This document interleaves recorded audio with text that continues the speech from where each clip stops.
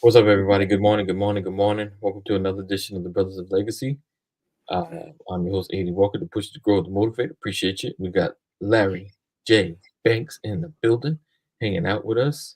So I appreciate you guys for being here, rocking with us all the time. Hold on, let's do this. You're watching the Brothers of Legacy. We don't stand out. We stand up. Right? Boom, we're in the building. Um, Thank you guys for always being a part of everything that we do. Make sure you share. Sharing is caring. Sharing is caring. Good morning, Jeff. If you're in the building, good morning. Good morning. Can you hear me good? Can you hear me good? Hear you great. Awesome, awesome. I can I'm hear in you a great.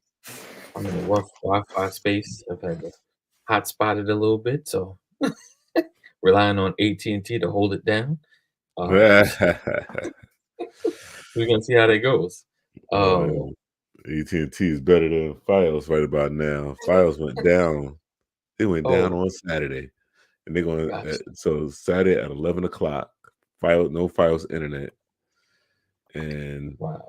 they said, "Oh, you won't get it back till 1 a.m." I was like, "What are we gonna do on Saturday?" And then we get a text, "Oh, it's not gonna come back till 2 p.m. Sunday." I was like, Right. "Come on." Come on, man.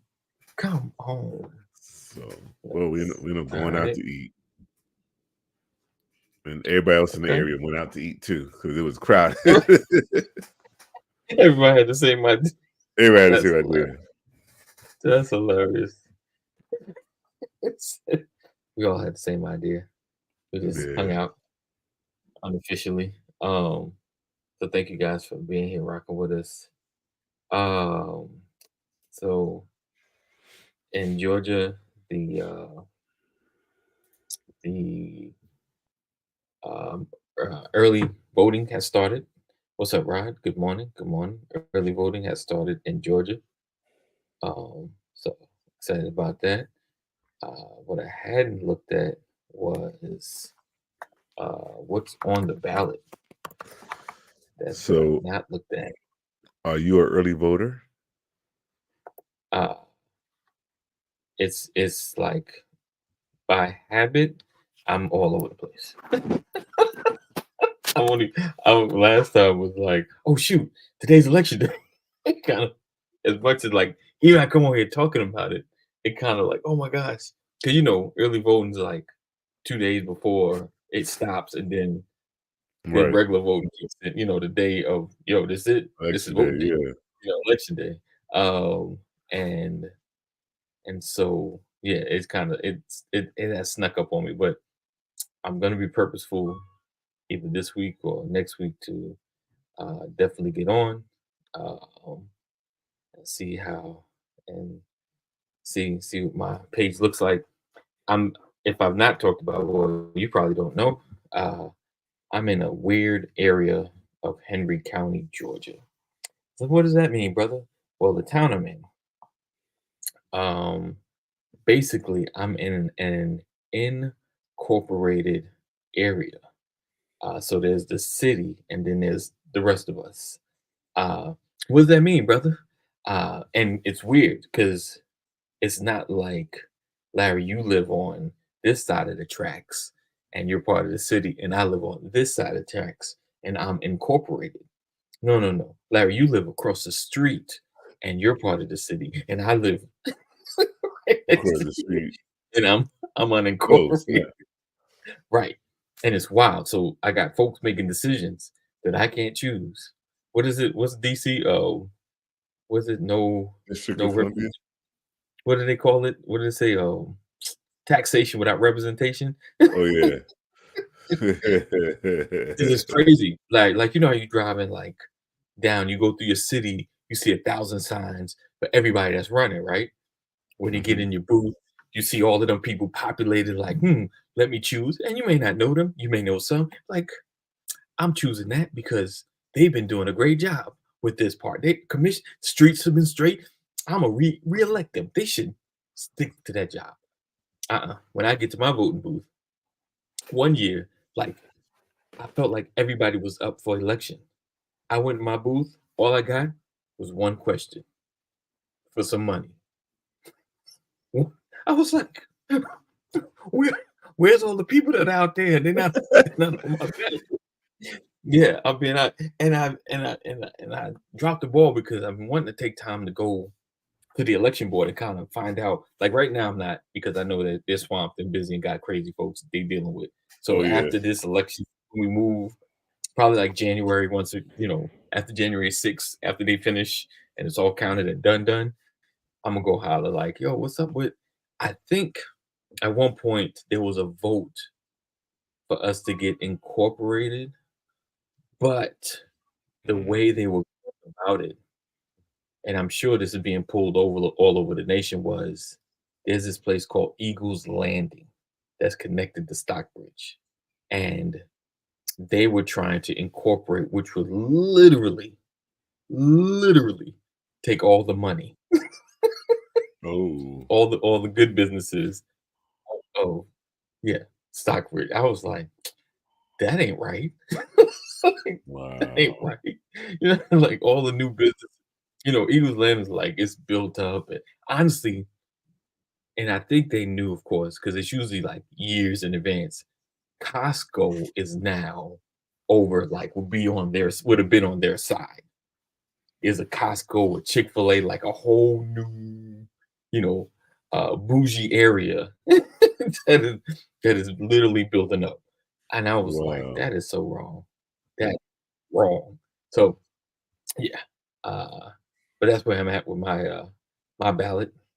Speaking of ballots, skid Brian McCory for president. Brian McCory for president. What's up, sir? Good morning. Good morning. Morning. How you guys doing? Good morning, sir. Doing all right. All Good to see you. all is well. Mustafa. So let me he said Mustafa. Ooh. Somebody got to take up the mantle. I had to take up the mantles. A guy. Rest in peace, man. So now, Oh, there's an opening for me. James Earl. There's an opening for me now. Nice. Chase Oliver. All right. So let me ask you guys, do you guys look at your sample ballots before you vote? What do you mean? I do as I'm going into the booth. Like before you vote, you look at what's on there. When you go to the place where the election where you do your voting at, you get to look at it. They give me to you right then, and I'm like, right, okay, those are my instructions. Okay, yeah. Okay. But then it's like, you don't do this research before you go to the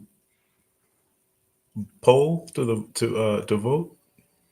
Not all the extensive. Not all the extensive. Like, wait. You don't check this stuff out at home and know what you're doing before you leave the house? Not all of it. Just it's the important parts. You mean money? Most of the time. Okay.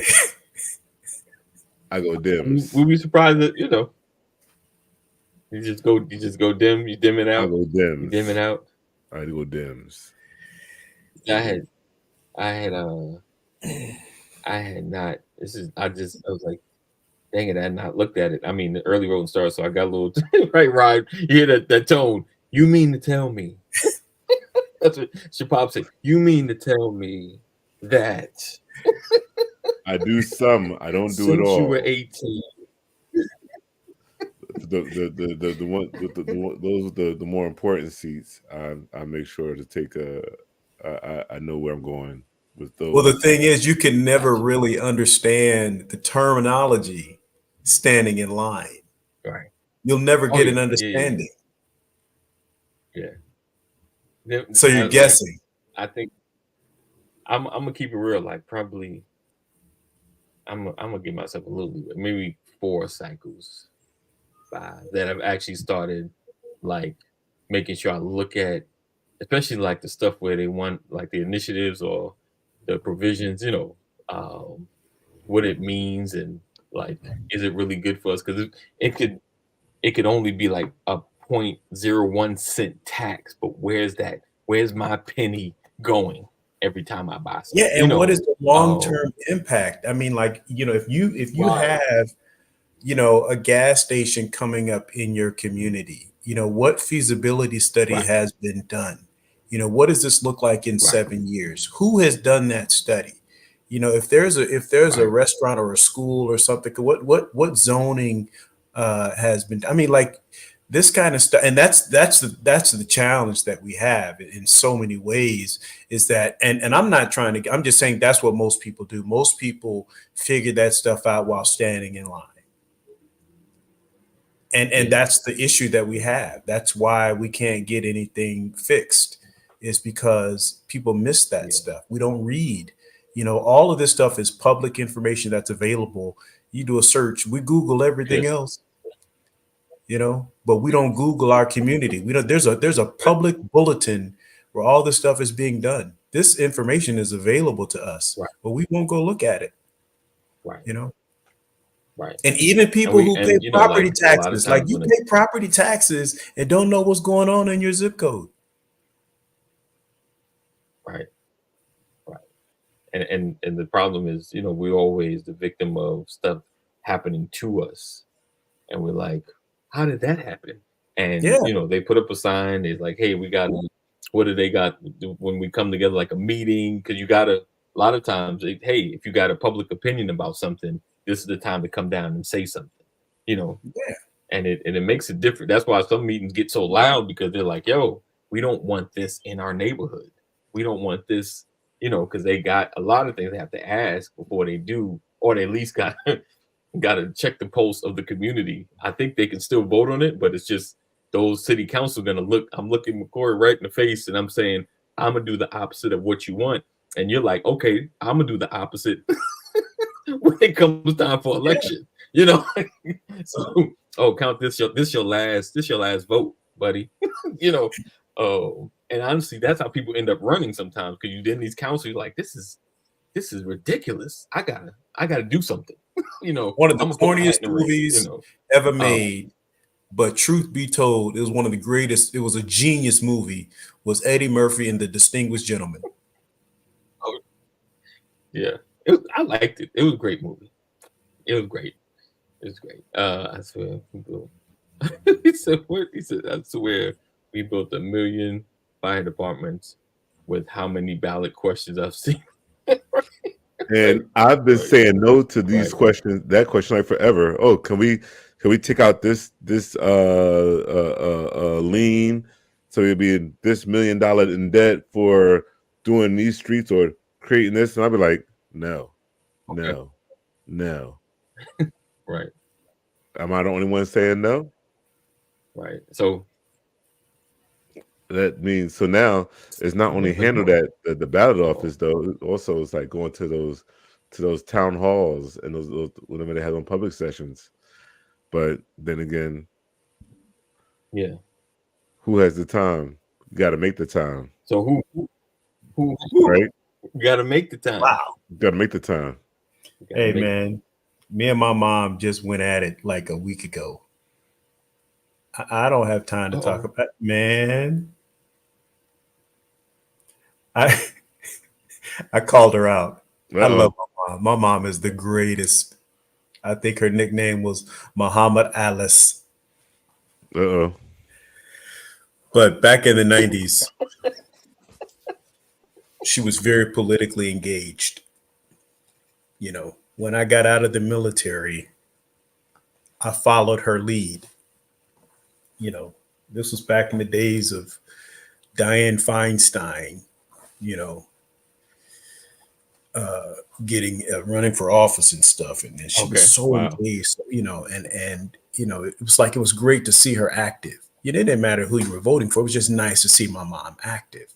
She was out there, campaigning and running the office and all that kind of stuff. She was really pushing, and it motivated me to get involved, and that's when I kind of jumped into the non-for-profit world, and I was getting engaged and all that and stuff. And so we were having this conversation the other day. We were talking about, she goes, I don't want to talk about that stuff. I don't want to listen. Well, Mom, She's like, well, I don't have time to talk. I'm like, Mom, you're old. What does that mean? Like, but we have to have these conversations. Like, and then I reminded her. Right.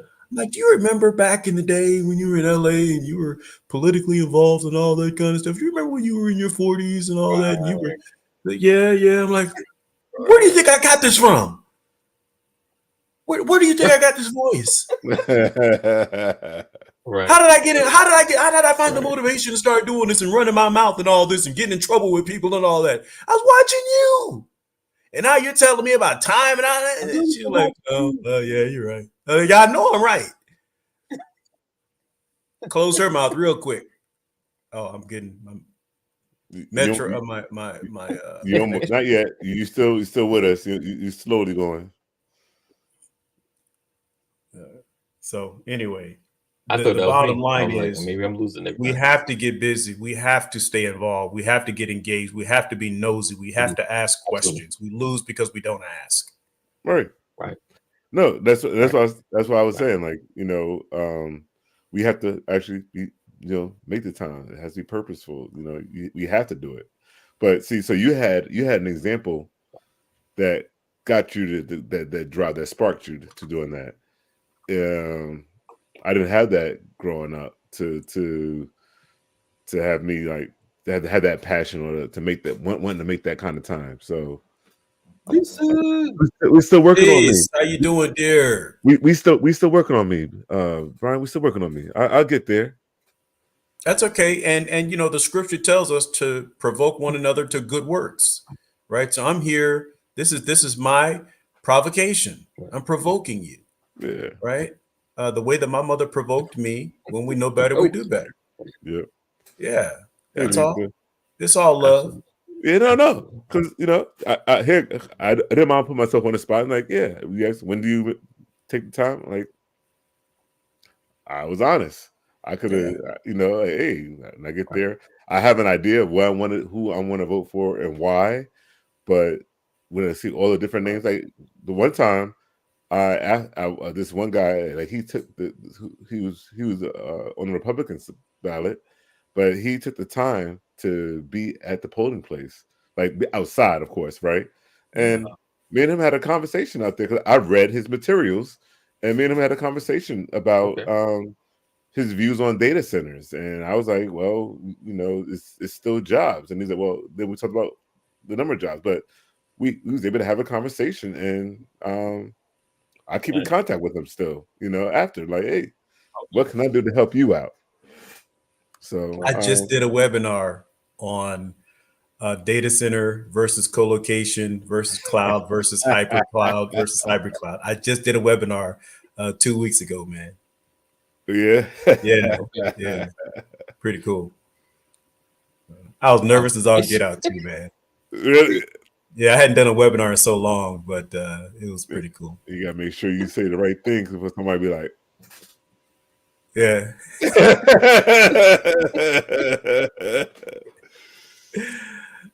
Chris, do not start. Okay, so I'm not gonna do that. You already know. You already know. They already coming in.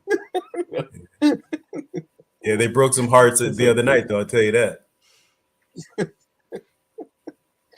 Pittsburgh went away hurt. That was Pittsburgh's first loss too, wasn't it? That's the first time in a long time I saw Dallas win a game that they were supposed to lose. I picked Pittsburgh that game. Yeah. And we did everything we were supposed to do to lose that game, and then we ended up winning. I couldn't believe it. Jerry Jones picked Pittsburgh to win that game. Yeah, listen, I called the fumble. I'm laying in the bed. I'm like, watch them fumble the ball at the 1 yard line, and he fumbled the ball. I called it.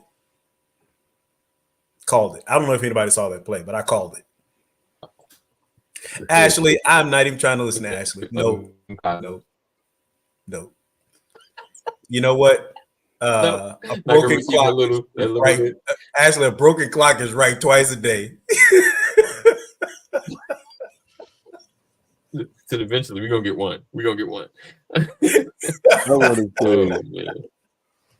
I want to say both Dak and and Deshaun Watson aren't living up to what their potential really is. I want them both to be successful. I'm not going to blame Dak Prescott. Not this time. I'm not going to make this turn because AD is going to get upset. But AD, if you allow me, just give me 60 seconds. I want to say this one thing. This is what people keep forgetting about Dak Prescott. You say whatever you want to say. Dak Prescott was not a first-round lottery pick. So leave him alone. Everybody keeps comparing him to these between 1 and 5 picks. He was never that. So stop comparing him to Patrick Mahomes, to Deshaun Watson, to all these other guys. He was never that. He was a 4th-round pick. A nobody from nowhere, and he's out of competing with these guys. So listen. Dallas Cowboys have already won. Dak Prescott has already won. He's a 4th-round pick, man. He is as and look, and how's everybody feeling about Brock Purdy right now? What round was Tom Brady? Like 7? I don't know, 6th pick. Tom Brady won. Okay. I'll never have a negative thing to say about Tom Brady. But Tom Brady was put in. Tom Brady's coach is a Hall of Fame, one of the best coaches to ever live. Yeah. Tell me, Dak Prescott ever had a Bill Belichick? No, and he didn't have a Drew Bledsoe to tutor him. He didn't have any of the tools that Tom Brady had. Right. Ever. Okay, we're good. So stop. We're good. All right. Anyway. Sorry for that shift. Sorry for that shift there, AD. But I keep having to do this to people. Like, people keep hating on Dak Prescott. I'm like, you guys are hating on the wrong person. Oh, I wasn't hating when I said my comment. I was like, I want him to be okay, but you say he is successful. I want him to be more successful because I'm tired of hearing the naysayers or the haters. Yeah, he didn't have to do anything else. He already won. Nice. So, okay. So, and again, welcome back, everybody. Listen, make sure you share. Sharing is caring. As we are approaching the end of the year, I always ask certain things, and one of them, getting close. I'm kind of pushing it far back. We haven't got to Christmas yet, but I wanted to talk about like responding to shifts, responding to when things don't go to plan or aren't going the way that you'd like. He said, "Oh gosh, here you go, Chris. I was my wife's number 1 pick 37 years ago. No trade clause." Nice. How do you respond when the frustration of a plan doesn't come together?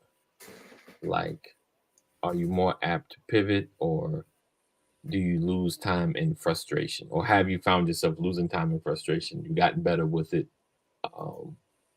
It could either be financial, it could either be, a move. It could be what you thought you wanted your children to do, and they seemed like they was on track to do, and they said, "Nope, that's not it. that's not where we're going, Dad." That's not. I know the space that you were dreaming, that you just had a dream about. No, it's not where we're going. How do you respond in a manner that's not frustrating? How do you not get stuck, in the dang, they shoulda or I shoulda, made a decision. Because sometimes, and we can pivot into the regret spot, but just to focusing on the frustration part, is there ever a moment of have you responded differently sometimes? You know what I'm saying? Like, okay, yeah, you ever high yourself? It's like, I handled that. Good job. Normally, I've been off the deep end. But like in those moments of when you used to go off the deep end, like how do you recognize or see it coming if you've grown into that space, or do you still get frustrated? I know I threw a lot of soup in there. kind of fish good. out. Okay. You want to go, Larry? I don't know if they got Larry looking at his watch. You like, how much time do you have? We got time. We got time. We hit at 9 o'clock. Yeah, all right. Woo! Like, I'm still putting my thoughts together because yeah. If you ready? Well, I listen. First of all, who's not there now? Right? When you think about, and I don't get me wrong, I know there are a lot of people that are thriving even in this season. Right. There's certain people that are like in this current state that we're in America, globally. Certain people are oblivious to the current state of affairs. They're numb to it because they're thriving, and I commend them. But there are many people that are struggling, and for me, I've had my highs, I've had my lows, but I'm a spiritual person. I believe in the word of God. I know that there's ebbs and flows, and I recognize the challenges that sometimes the challenges that I face today are because of decisions that I made years ago that made me ill prepared for my current state. In other words, if I had planned better years ago, I might be better right now. Right. So I have to hold myself accountable to not planning better. So that's one thing that I think about. The other thing that I think about is when I get frustrated, who are you comparing yourself to? Because a lot of our frustration is because of comparison. It's a comparison. Yeah. Like you're supposed to be where? Because of who? What are you looking at?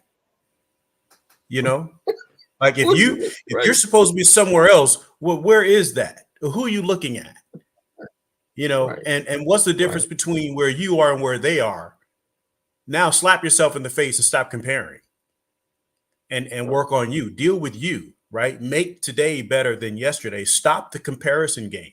One of the things that whenever I'm having this conversation with people and they start talking about where they really need to be, and they start painting that picture, I can actually create an image of another person in my head that's not them.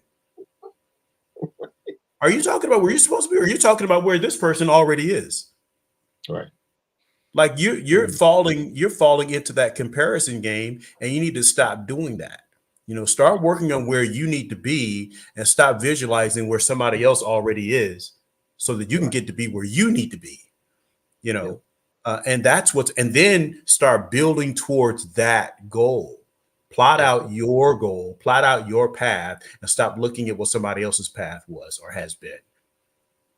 Because we get frustrated at ourselves very, very quickly. And then this whole, here I'm right back here again. Then what did I do? What's the repetitive mistake that I made? Yeah. What do I keep doing? And what do I keep missing? Right. That gets you. Right. Last week I was bowling, and I've had some frustrating weeks, man. Okay. I know how to bowl, and I've had some frustrating weeks. Okay. Right. And so last week I was bowling, and I went out and bought a new ball. I went out and bought a Hammer Effect. I'm like, look, I'm changing equipment. It's not you, it's the equipment. I've been there. Hey, something is wrong. Okay.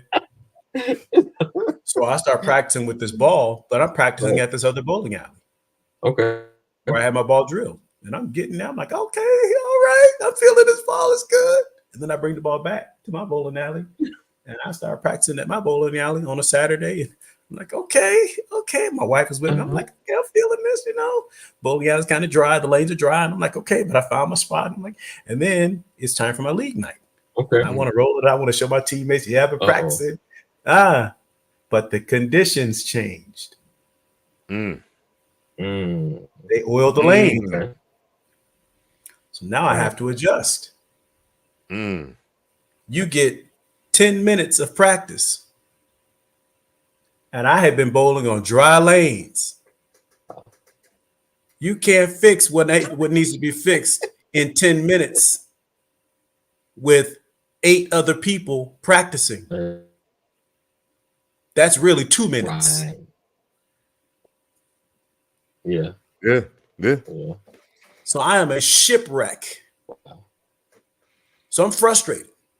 So I had a couple of weeks of bowling. Like I just started literally 2 weeks ago, I was in the 140s.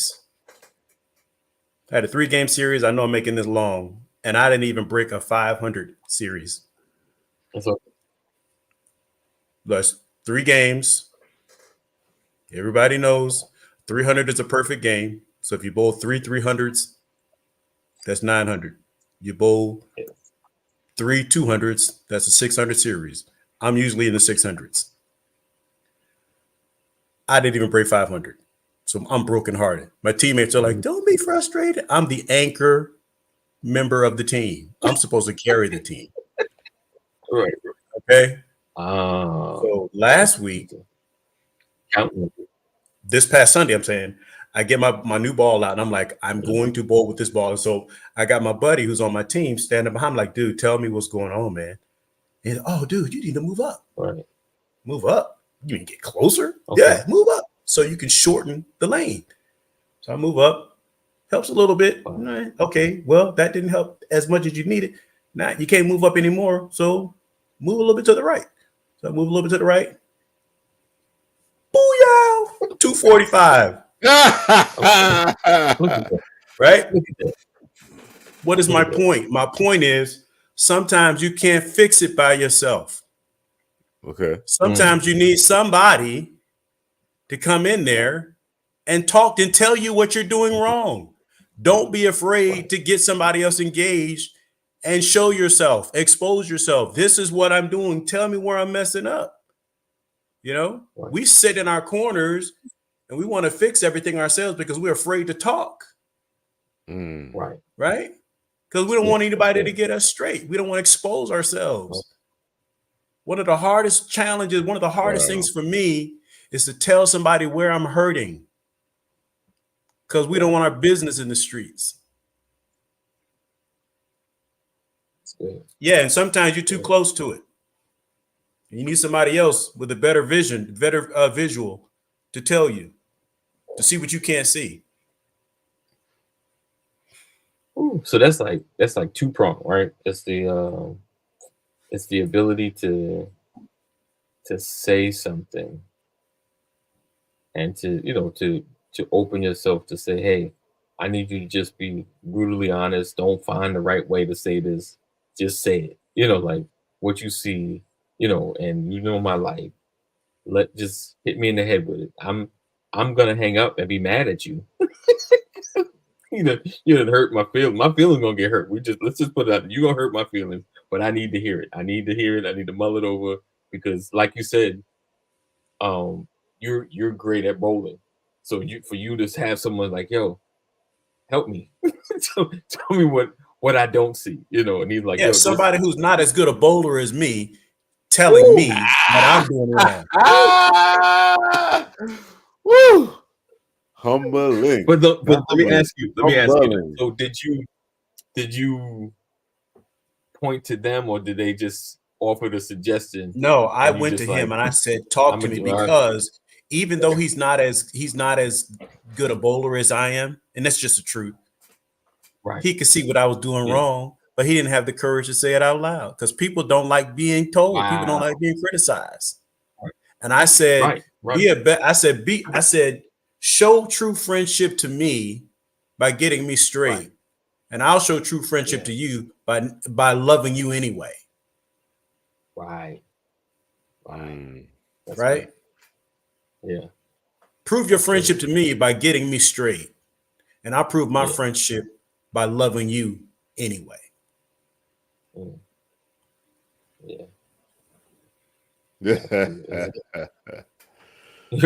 Absolutely right. Can't play but can coach. Right. Oh, he can bowl now. That's a good. He just ain't me.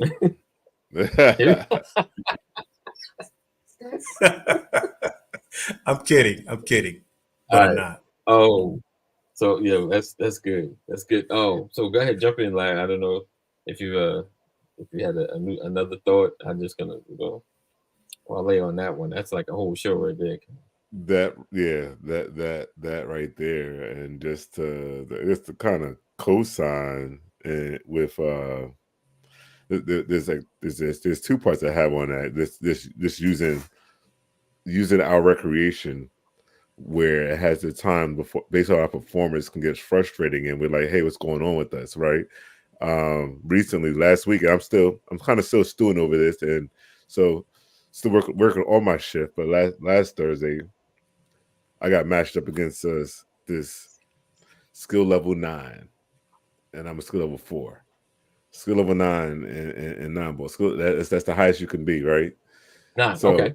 this person need to make 75 balls on the table. I need to make 31. Wow. He got to make almost double, but more than double than I have to, right? I'm like, oh, there's a chance. But the thing is, this skill level 9, I was his professional racker, and I'm just racking. I'm racking, right? And I had to with them. You had to prevent them from being able to score. So I was, instead of me being aggressive, I was on the defense and trying to high balls. Every time my defensive move went, it wasn't enough. It was just off. So it was like, okay, what can I do to keep myself in this game?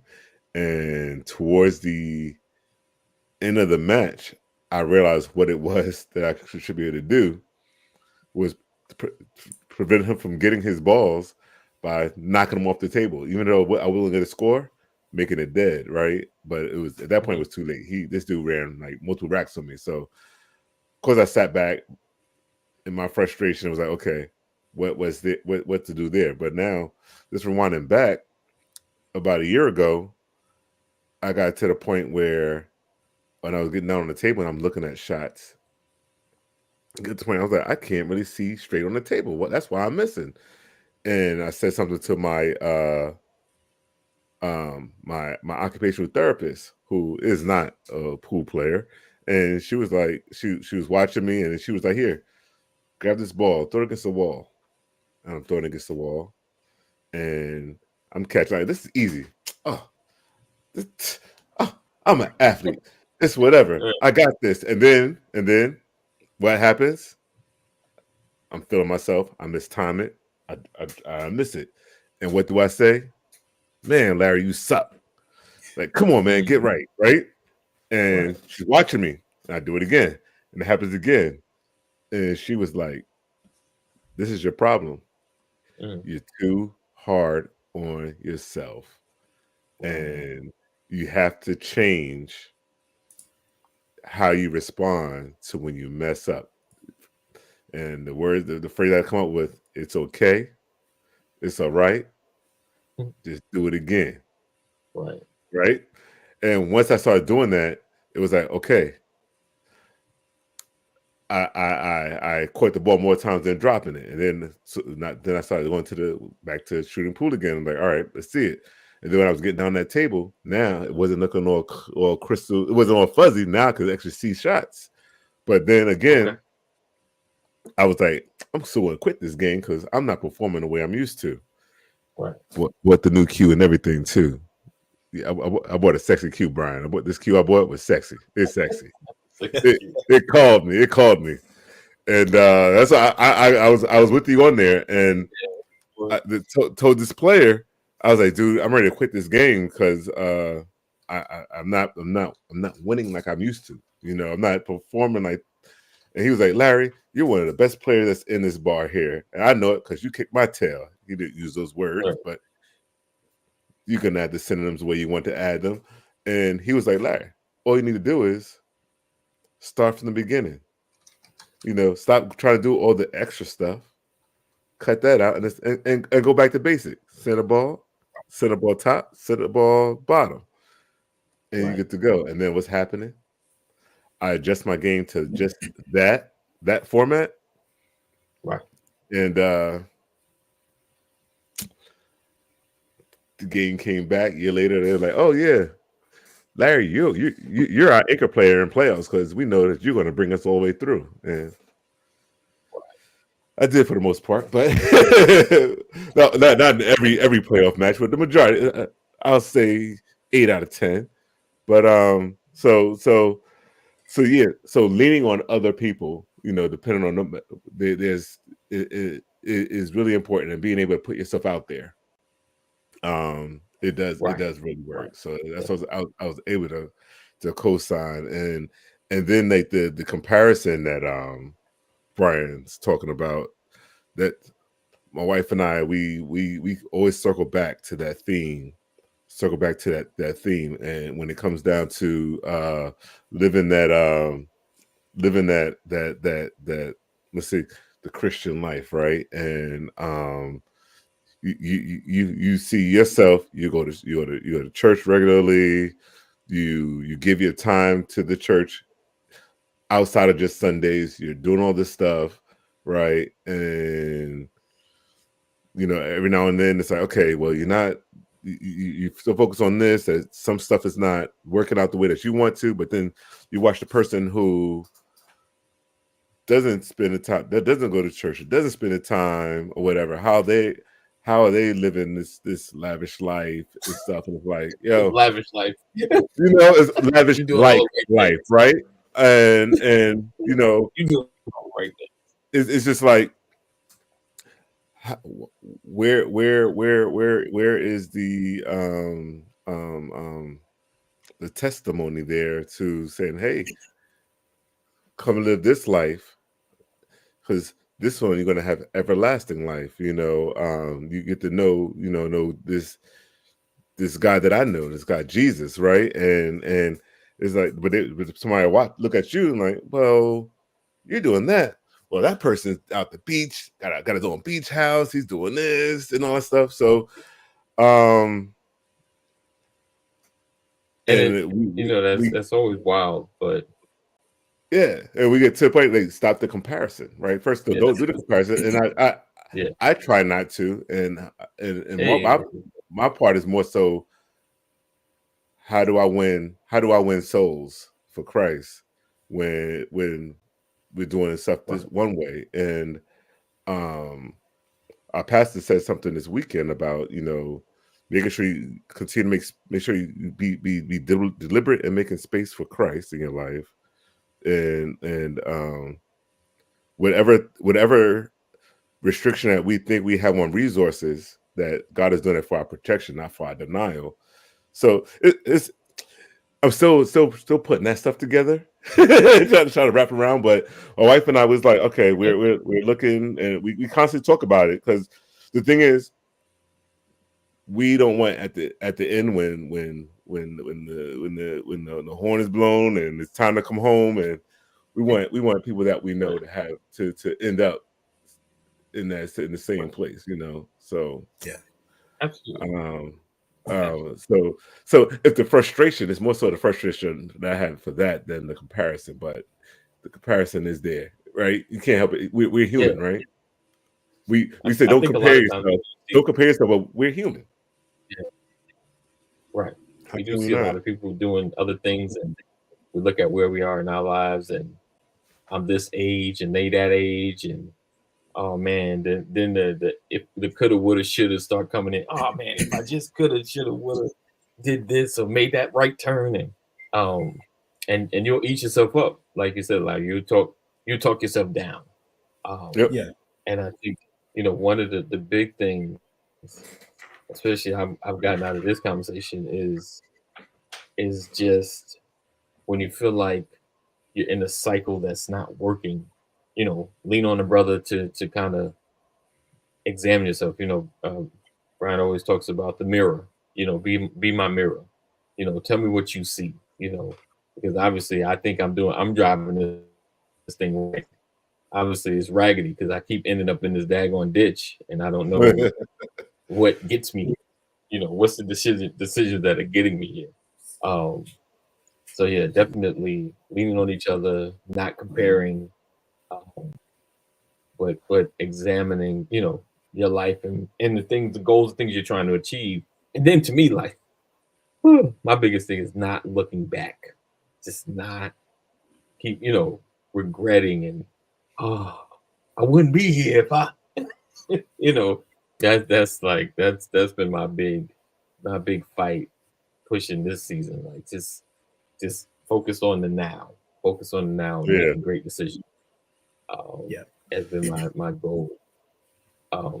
So we're gonna wrap up, but it look like Brian want to share something before we go.